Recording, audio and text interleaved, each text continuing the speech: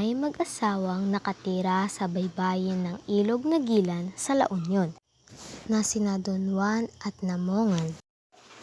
Habang nag-uusap ang dalawa, nilusob ng tribong Igorot ang nayon. Sugod!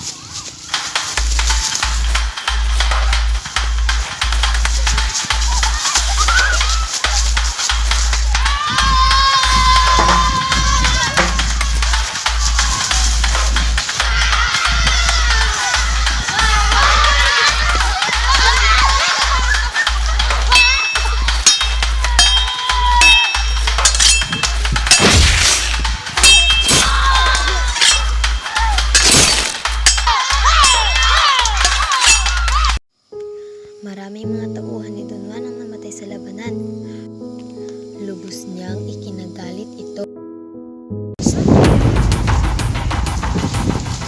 Walang iyang mga Igorot!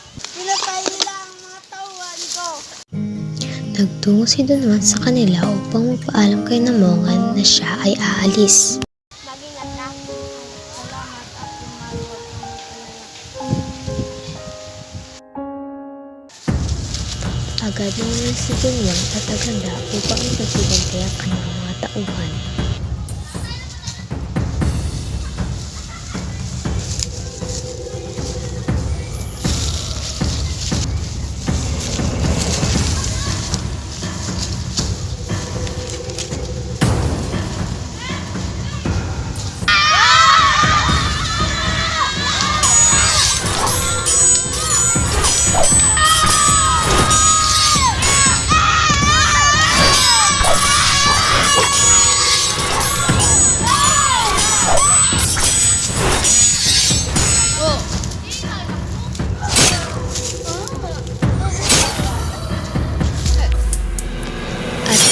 Sa balita, pinugutan ng ulo si Don Juan ng mga Igorot.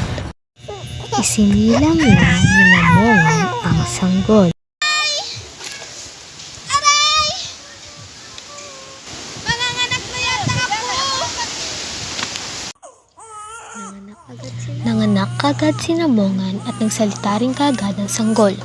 Ang sanggol na rin ang pumili sa pangalang Lamang.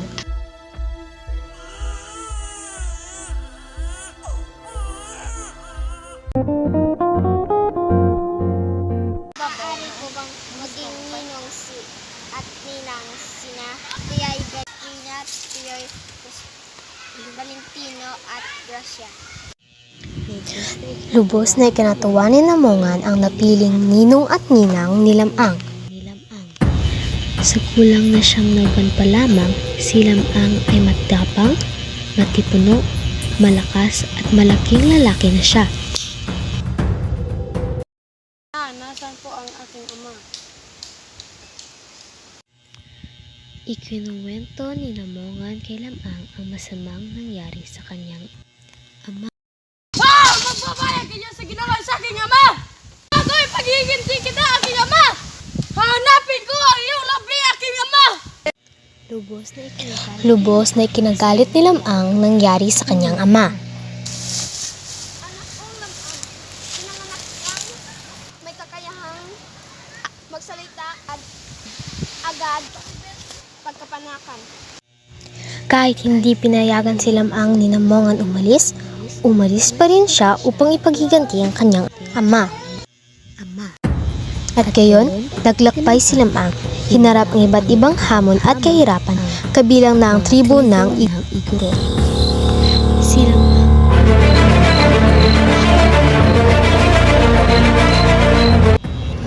habang naglalakad si Lamang, siya ay nakaramdam ng pagod at namahinga.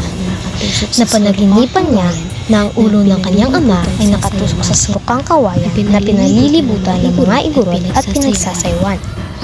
Nang nakarating na si Lamang sa lupain ng mga Igorot, hinamon niya kaagad ang mga ito. Sumigaw siya ng ubod lakas at nayanig ang bundok. Narinig rin ito ng iba pang mga Igorotingan ito.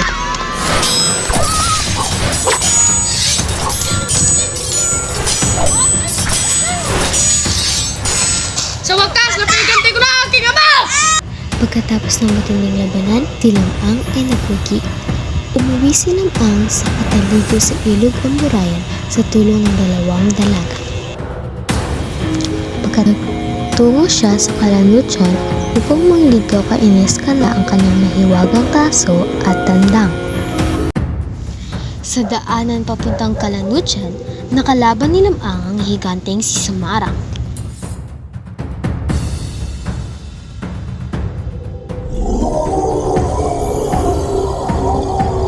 Hinipan ni Lamang ang higante at ito'y sinilipad-pad papuntang kapitong bundok.